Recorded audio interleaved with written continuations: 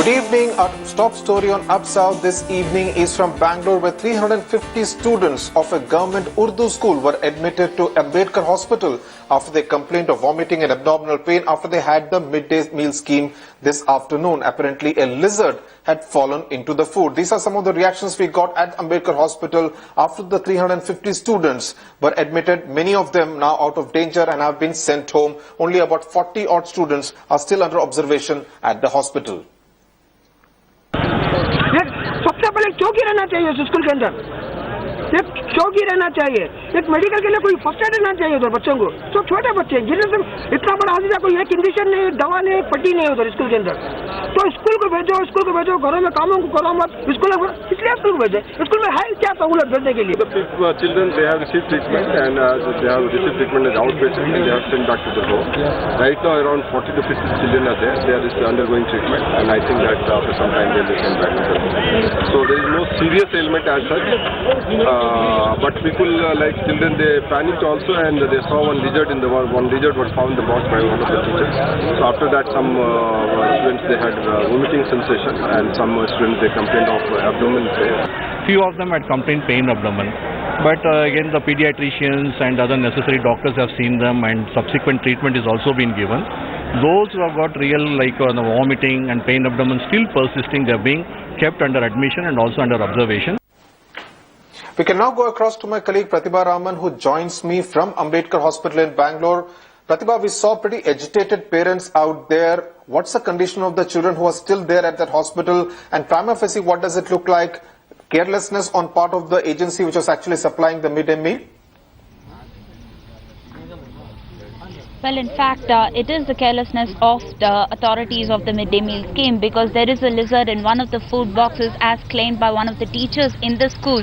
And by the time they realized that, by the time they spotted the lizard in the box, they had already served several odd children there. At least about 350 of those students, once they realized they have had that food, it's but natural for them to have this vomiting sensation as well as a feeling of abdominal pain. I have with me one such agitated parent here who seems to think that the school lacks all the facilities even when they are in pain. There was absolutely no first aid facilities that was provided there. क्या आप school authorities के खिलाफ और mid day meal authorities के खिलाफ किस तरह की कार्रवाई लेना चाहते हैं? मैडम, स्कूल में कोई सहूलत नहीं है मैडम।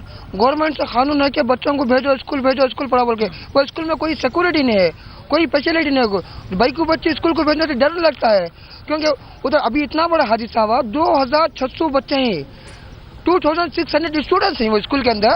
एक फर्स्ट एड बॉक्स नहीं मिला उधर बच्चों को।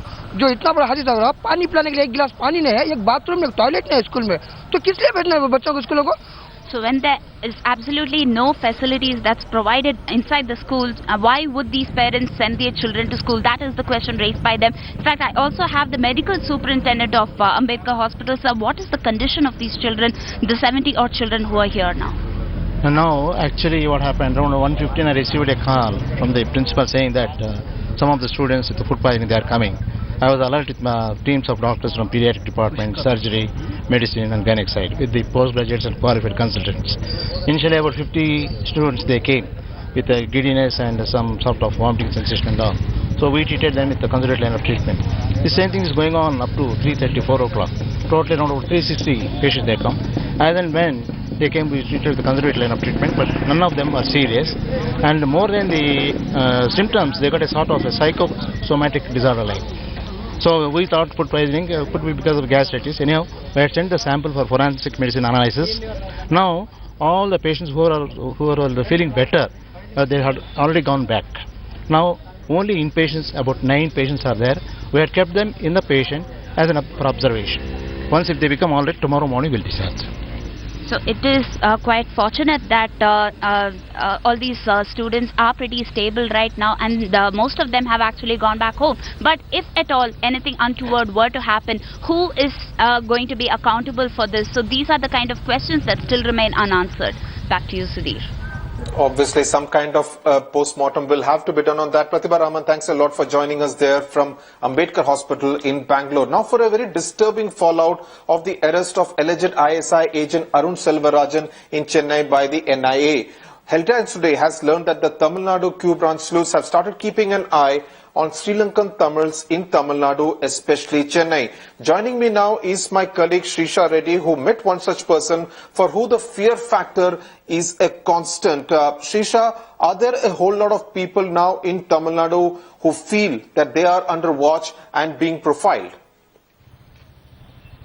Well, exactly, Sudhi. There are at least 10,000 odd people who are not living in the camps, and of course they are living in a sense of fear. Because I met one such person today this afternoon, and he was encountering the entire thing. He had come to India as a refugee after the then Prime Minister Rajiv Gandhi had passed away. So since then he has been here, and though the Q branch officials have all the records of his family members and him and the address and everything with them, but he still feels very unsafe, and also he still feels the sort of fear when he goes back. Whenever he has to leave the house, he has to be accompanied by one person, and also whenever he's been asked, he has to produce his passport. So these are the kind of events that take place, that like it's an everyday affair for him. And also this has been happening is because now that the Chennai police is embarrassed because Arun Selvaraj, a Sri Lankan Tamil, was able to get a passport, Indian passport, and then he was able to infiltrate into several sensitive locations, including the Kalpakkam power plant and also Coimbatore market, which usually has several people there all the time.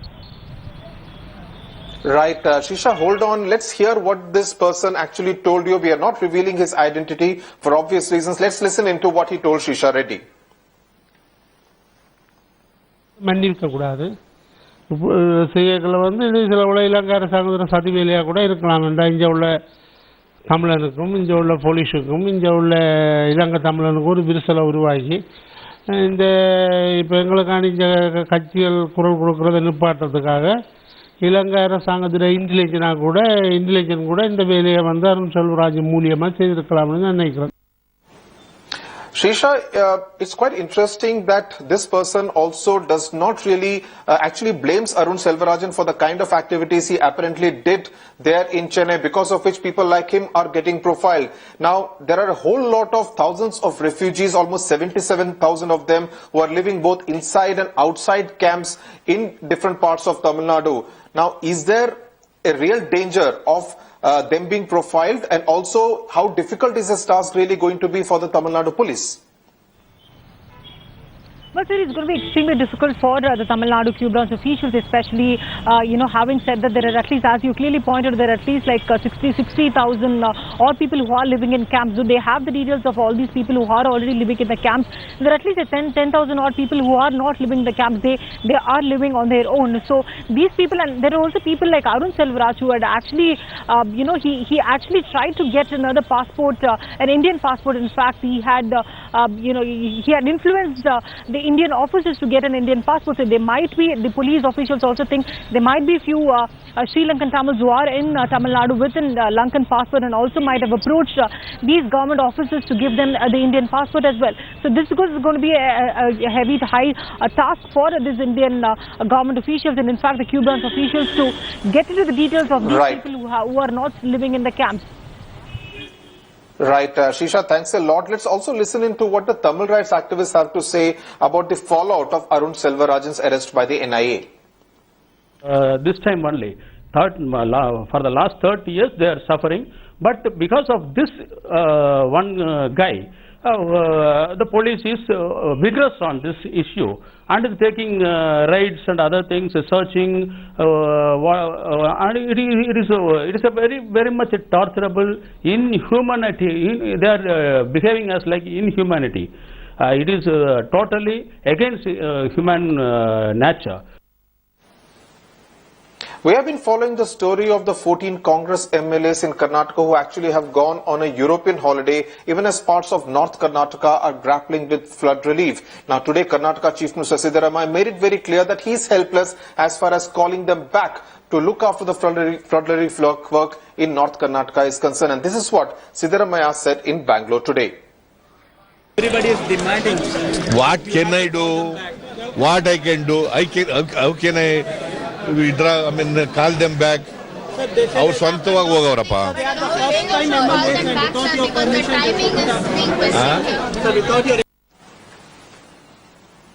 Well, not the kind of helplessness you would expect from the Chief Minister of a state like Karnataka. Now, staying with news from the state, a shocking case of ragging from Chikbalapur, just about 70 kilometers from capital city Bangalore, where a group of junior degree students were asked to dance naked, and when they refused, they got beaten up by tube lights by their seniors. About 50 junior degree students of Ambedkar hostel in Chikbalapur woke up with a jolt on Wednesday midnight as 8 seniors walked in drunk to harass them and rag them.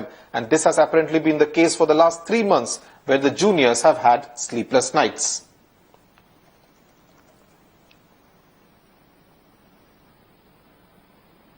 Sir 12:30 ಬರ್ತಾರೆ sir, ಕುಡಿದ್ಬಿಟ್ಟು ರೂಮ್ಗೆ ಬಂದುಬಿಟ್ಟು ಹೊಡೆದೋದು, ಕೇಳೋದು, dance ಮಾಡೋದು ಮಾಡಲ್ಲ ಯಾರು, ಅದಕ್ಕೆ ಎಲ್ಲರಿಗೂ ಹೊಡಿತಾ ಇರ್ತಾರೆ ಸರ್. ಎಷ್ಟು ಜನ ಬರ್ತಾರೆ? 7-8 ಜನ ಇರ್ತಾರೆ ಸರ್. ಏನೆಲ್ಲ ಯಾವ್ಯಾವ ಥರ ಮಾಡ್ತಾರೆ ನಿಮ್ಮ ಕೈಯಲ್ಲಿ? ಸರ್ ಡ್ಯಾನ್ಸ್ ಆಡೋದು, ಆಡಲ್ಲ ನಾವು, ಅದಕ್ಕೆ ಅದು ಏನೇನೋ ಮಾತಾಡಿದ್ರೆ ಯಾಕೆ ಮಾತಾಡ್ತೀವಿ ಅನ್ನೋದು ಹೊಡೆಯೋದು ಎಲ್ಲ ಮಾಡ್ತಾರೆ ಸರ್. ಓದ್ತಾ ಇರೋದು ನಾನು JB ಮಾಸ್ಟರಲ್ಲೇ ಏನು ವಾಸವಾಗಿರೋವಂಥದ್ದು. ರಾತ್ರಿ ಸುಮಾರು ನಾಳೆ ನನಗೆ ಸೆಮಿನಾರ್ ಇರೋದ್ರಿಂದ ರಾತ್ರಿ ನಾನು ಓದ್ಕೊತಾನೆ ಇದ್ದೆ. ಸುಮಾರು ಒಂದು 12 o'clock ಹಂಗೆ ಒಂದು 5 ಜನ ಬಂದರು. 5 ಜನದ ಹೆಸರು ನನಗೆ ಗೊತ್ತಿಲ್ಲ. ಒಬ್ಬರು ಪ್ರಸಾದ್ ಅಂತೆ, ಅವನು outers actually. Now the city of Mysore is all set for the Dashera celebrations now that the standoff between the Karnataka government and the royal family of Mysore has come to an end. A happy end, especially for the tourists who will throng Mysore during the 9-day festival.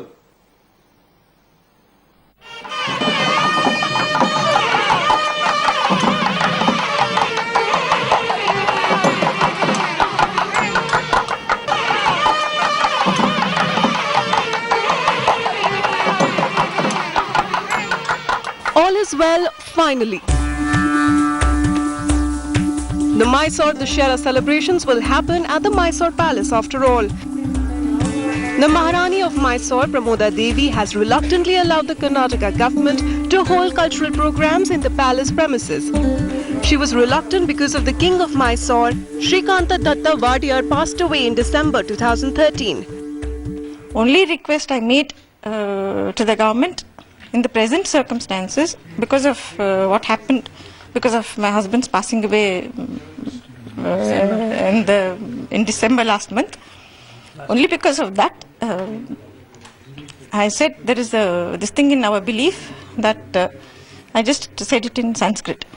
Simhasanasya upari uttaradhikari anupasthiti samaye vijrambanena utsavam kuryat. It means since no one is sitting on the throne, there is no scope for anything of rejoicing, any celebrations of rejoicing nature in the palace. In a spirit of give and take, the government decided to dedicate the celebrations to the Vadiyars.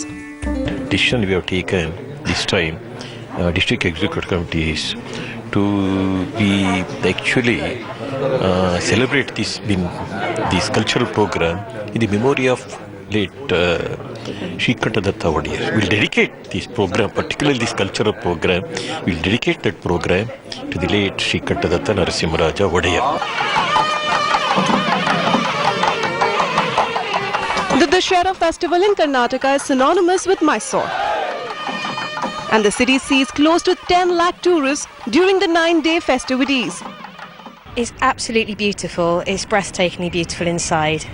Probably one of the greatest things I've seen as far as palaces go. It's really stunning. But do you know that the royal family is in mourning because of the passing away of the last scion of the king of Mysore? I did know a little about that, yes. Yeah. For those who have seen many at the Dashera at Mysore with the king gracing the festivities, his presence will be missed this year. With Rohini Swami in Mysore, Bureau Report, Headlines Today. And finally, we end this bulletin with remembering Mandolin Srinivas, who passed away this morning in Chennai after an illness. He was 45. The world of music will sorely miss him.